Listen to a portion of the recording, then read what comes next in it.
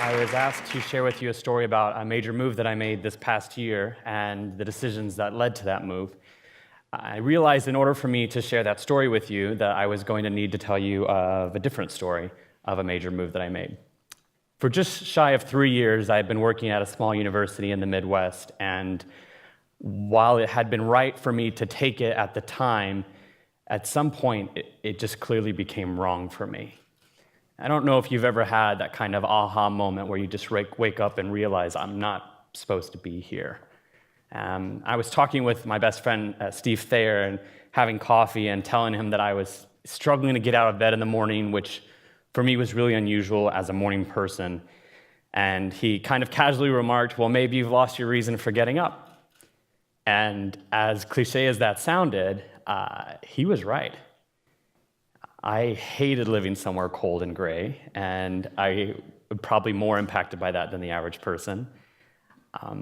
I was in a work situation that was going increasingly negative. It did feel like the longest time. And I needed to move.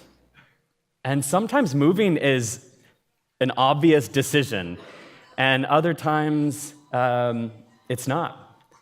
But in this case, I applied to get into USD, and I was accepted, and so I packed up my car and moved to San Diego, and I found a job, and I moved. And that brought me to this last year. I'd been at HP for about 4 years, and I was in a job that I loved. I was working under a manager that I was learning a lot from. I was in a role where I was having a lot of impact, and I was living in a city that was warm and sunny, and we were just on the cusp of summer when on a random Wednesday in May, I got a phone call asking if I would leave all of this and go to the UK and take over a campaign for a product line that was massively in a tailspin. 40 weeks of backstock, retailer relationships were on edge. They weren't sure if they were going to recover from it. And would I be willing to go and take it?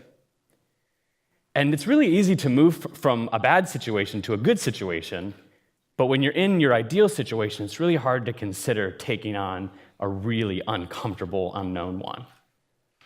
And as I considered the opportunity that was in front of me, I pulled out some of the thoughts that I had written the last time I went through this major move.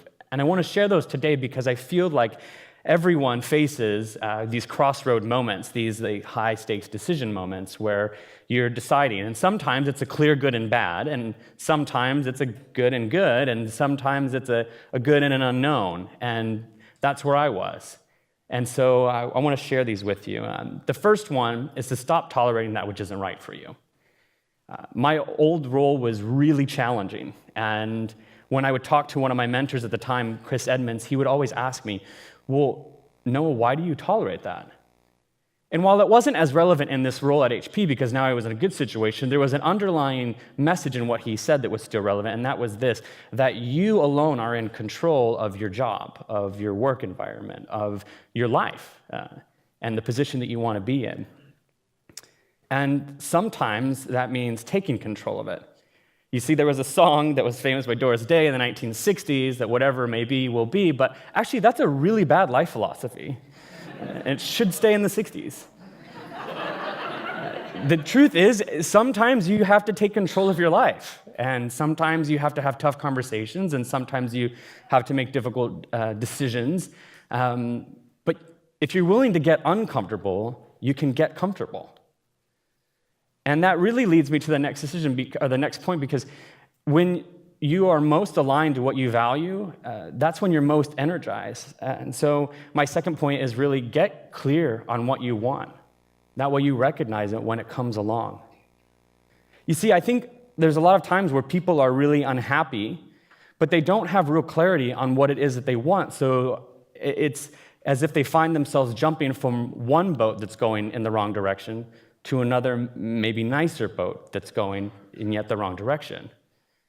And the reality is, if you don't stop and take that time and be intentional and mindful, that will be the pattern of your life. So when this opportunity came up, I pulled out another list, which was one that was actually at my desk, and it's a list of what I value in a work role and what I want to pursue. And those things are, I like to work with A players. I like to work in a role that is challenging. I like jobs where I can see a direct line between my work and driving the business. And I like work that gives me broader experiences, and in parentheses, I put especially global ones. And as I read that one, I was like, oh, this is probably a good one for me to take. And so I was faced with the third one, which is very simple, but it is move forward. And as simple as the lesson is, it is the most difficult because it is the most fearful. This is where the rubber hits the road. This is where we start to overthink the risks and overvalue the safety of our current position, as if somehow that staying put is staying safe. And it's not always the case. There's a saying in sailing that a slow boat is a dangerous boat, and that's because you can only really steer a moving ship. And if you're not moving forward, you're just drifting. Mark Twain is attributed with writing these words that 20 years from now, you will be more disappointed by the things you didn't do than by the ones you did. So throw off the bow lines, sail away from the safe harbor, catch the trade winds in your sails. And you won't always be convinced that the decision that you're making is the right decision, but sometimes you have to move a little bit in the wrong direction to realize that. Sometimes you have to go a little bit the wrong way to find the right way. And so I put it to a litmus test, which was 10 years from now, which one will I most regret having not done? And I knew what the answer would be, and so I bought a one-way ticket to London. And to be honest, at this point, I'd made a decision, and I thought the one thing that I really wasn't going to like was, as dumb as it sounds, the weather. Because all I can imagine was just gray, rainy London all summer. And I decided that regardless of the scenario, that I was going to get all in and not look back to what I was missing, but to look forward. And this is the last thought that I want to leave you with, which is embrace the unexpected blessings. I got all in. I embraced my situation. I went to every social event that I could. I went to everything that I could. I met people. I made friends who I know will be friends for a lifetime. I was able to travel. We were able to see incredible successes with the product line turning around. It was such an amazing experience. And your journey will be an amazing experience if your eyes are forward. Because the journey will be full of lots of unexpected gems if your eyes are open and can see them. So don't look back. Make a decision and go forward. In his book, Onward, Howard Schultz wrote, "There are moments in our lives when we summon the courage to make the choices that go against reason, against common sense and the wise counsel of those that we trust. But we lean forward nonetheless, because despite all risks and rational arguments, we believe that the path we are choosing is the right and best thing to do. We refuse to be bystanders, even if we do not know exactly where our actions will lead. This is the kind of passionate conviction that sparks romances, wins battles, and drives people to pursue dreams others wouldn't dare. Belief in ourselves and what is right catapults us over hurdles, and our lives unfold.